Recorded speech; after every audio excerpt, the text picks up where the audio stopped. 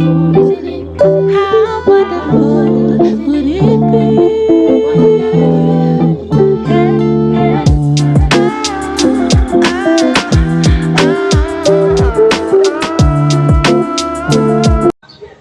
Pasti kita sudah mengetahui bahwa penyebab peningkatan suhu permukaan bumi adalah peristiwa efek rumah kaca yang disebabkan oleh gas rumah kaca yang menumpuk pada atmosfer bumi.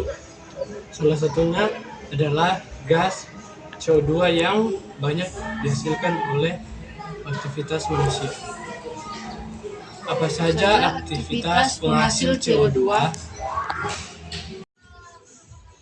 Yang pertama, kegiatan terkait ahli fungsi lahan. Guna memenuhi kebutuhan hidup manusia, manusia tidak menyadari bahwa telah melakukan berbagai aktivitas yang berdampak buruk bagi lingkungan. Salah satunya adalah ahli fungsi lahan. Nah, ahli fungsi lahan khususnya selain mengurangi habitat hewan, tumbuhan, dan juga mengurangi keanekaragaman hayati, karena ternyata juga memiliki andil dalam peningkatan suhu dunia. Alih fungsi lahan dilakukan dengan membakar lahan hutan. Hal ini menyebabkan pelepasan gas rumah kaca CO2 dan karbon monoksida CO yang berbahaya bagi kesehatan. Selain itu, pembalakan liar yang sering terjadi belakangan ini juga ikut andil dalam pengurangan populasi di hutan. Nah, pembalakan liar adalah kegiatan pemanenan pohon secara ilegal, pengangkutan kayu yang tidak sah dan tidak memiliki izin dari otoriter dari suatu. Kegiatan ini sering tidak terkendali tanpa disadari populasi tanaman yang menyumbang gas O2 dan penyerap CO2 berkurang. Seperti yang kita pelajari, gas CO2 merupakan salah satu gas efek rumah kaca. Semakin tinggi gas efek rumah kaca, maka semakin panas suhu bumi. Di sisi lain, bagi tumbuhan, gas CO2 ini digunakan dalam proses fotosintesis. Kedua, penggunaan freon dalam kehidupan sehari-hari. Freon adalah nama dagang dari senyawa klorofluorokarbon. Senyawa ini mengandung 3 jenis atom dari unsur klor, fluor, dan karbon. Klorofluorokarbon sering disebut sebagai CFC. Freon umumnya berupa gas tidak berwarna atau cairan yang tidak berwarna yang mudah menguap pada suhu kamar. Jenis-jenis freon sebagai berikut. Indonesia beriklim tropis, serta kondisi ruangan gedung bertingkat di kota-kota besar yang memerlukan pendingin ruangan. Pembuatan freon berkembang sejak tahun 1930. Namun karena menimbulkan penipisan ozon, membentuk lubang pada ozon di atas wilayah Antartika dan menimbulkan efek rumah kaca, maka melalui perjanjian Montreal yang dibuat oleh PBB pada tahun 1987, penggunaan freon dibatasi. Mengapa demikian? Mari kita pelajari dulu ozon atau O3 yang merupakan molekul unsur mengandung atom oksigen. Sekitar 90% ozon terdapat pada lapisan stratosfer yang mempunyai ketinggian 15-30 km dari permukaan bumi. Pada lapisan stratosfer terdapat molekul klorin monoksida. Molekul ini merupakan senyawa dengan jumlah paling banyak dan bersifat paling reaktif di lapisan stratosfer.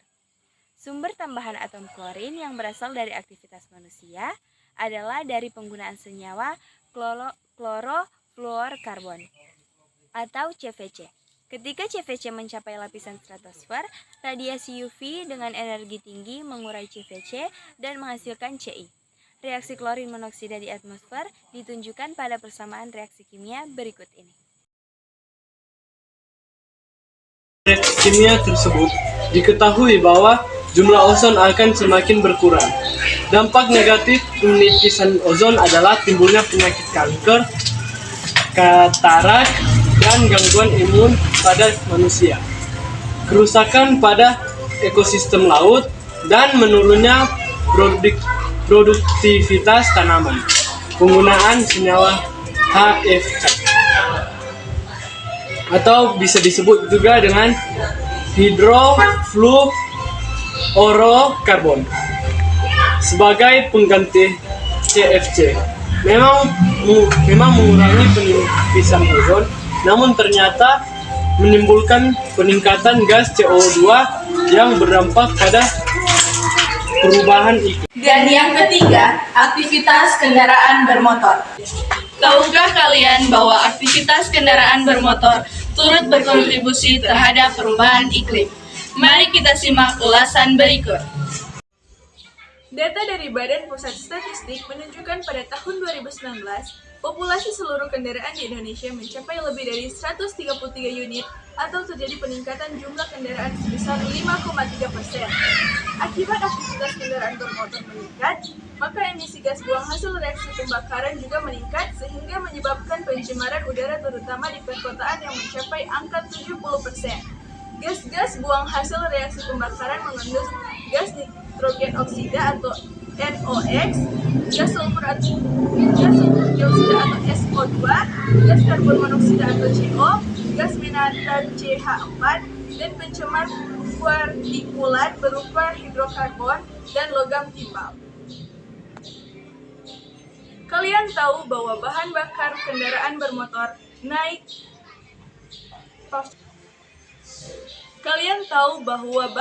kendaraan bermotor baik bensin maupun solar, berasal dari minyak bumi yang mengandung atom karbon dan hidrogen, yaitu senyawa hidrokarbon CXHY. Senyawa hidrokarbon yang dimaksud adalah heptana atau C7H16 dan isoktana atau C8H18. Apakah syarat agar reaksi pembakaran terjadi? Udara sebagian besar mengandung gas nitrogen dan oksigen. Dengan bantuan gas oksigen dalam udara dan kondisi dalam mesin kendaraan bermotor yang suhu dan tekanannya tinggi, maka CXHY menjadi gas-gas karbon dioksida CO2. Diubah menjadi gas-gas karbon dioksida CO2 di air H2O. Namun seringkali terikat kurang udara atau gas oksigen dalam mesin kendaraan menyebabkan reaksi kimia yang menghasilkan gas racun, yaitu gas CO dan gas hidrokarbon C. Untuk mengurangi emisi gas buang yang berbahaya, maka dalam mesin kendaraan bermotor dipasang alat bernama catalytic converter. Alat ini berfungsi mengubah gas-gas beracun menjadi gas-gas yang lebih ramah lingkungan. Persamaan reaksi kimia yang terjadi dalam catalytic converter ditulis sebagai berikut. Berdasarkan persamaan reaksi kimia itu, ternyata penggunaan alat catalytic converter pada mesin kendaraan bermotor dapat mengurangi emisi gas beracun, namun tetap dihasilkan gas karbon dioksida. Hal ini akan terus berdampak pada pemanasan global. Selain itu, gas-gas buang ini dapat menyebabkan berbagai gangguan kesehatan, yaitu penyakit kanker, gangguan terhadap pernapasan, sistem metabolisme tubuh, fungsi hati, kinerja hemoglobin, dan darah serta menurunnya tingkat kecerdasan. Oleh karena itu, mobil listrik menjadi solusi yang lebih tepat untuk mencegah hal-hal tersebut dan juga perubahan iklim di planet bumi ini.